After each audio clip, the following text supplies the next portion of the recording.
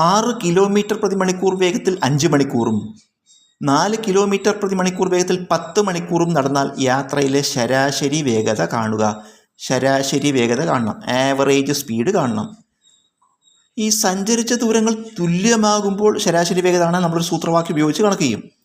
നമ്മളത് വേറെ വീഡിയോ ചെയ്തിട്ടുണ്ട്. സഞ്ചരിച്ച ദൂരങ്ങൾ തുല്യമാകുമ്പോൾ മാത്രമേ ആ സൂത്രവാക്യം ഉപയോഗിച്ചിട്ട് എന്ത് കാണാൻ പറ്റുള്ളൂ? ശരാശരി വേഗത. പക്ഷേ ഇവിടെ സഞ്ചരിച്ച ദൂരം തുല്യമല്ല. കാരണം എന്താ? ആദ്യം വേഗത 6 അടുത്ത വേഗത 4. അപ്പോൾ വേഗത മാറുമ്പോൾ ദൂരവും മാറുമല്ലോ. അപ്പോൾ സഞ്ചരിച്ച ദൂരങ്ങൾ തുല്യമല്ല. അതുകൊണ്ട് ആ സൂത്രവാക്യം ഉപയോഗിക്കാൻ പറ്റില്ല. ഈ ഘട്ടത്തിൽ ശരാശരി വേഗത ആണ് സൂത്രവാക്യം. ആകെ ദൂരം ബൈ ആകെ സമയം.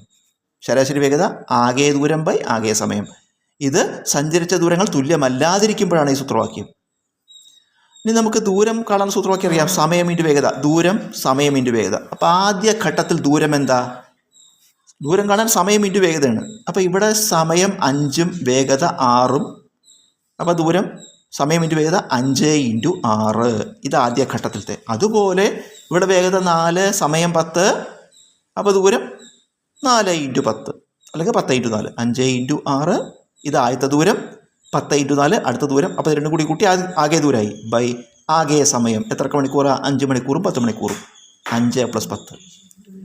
6 30 പ്ലസ് 10 ഇൻറ്റു 4 40 ബൈ 5ഉം 10ഉം 15.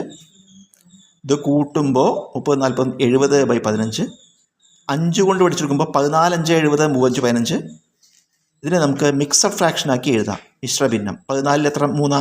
4 3 12. അവിടെ ഒരു ബാക്കി 2 വരും ശിഷ്ടം. ആ 2 അംശമായിട്ട് എഴുതുക. ഈ ഛേദം 3 എഴുതുക. 4 2 ബൈ 3 കിലോമീറ്റർ പ്രതി മണിക്കൂറാണ് നമ്മുടെ ശരാശരി വേഗത.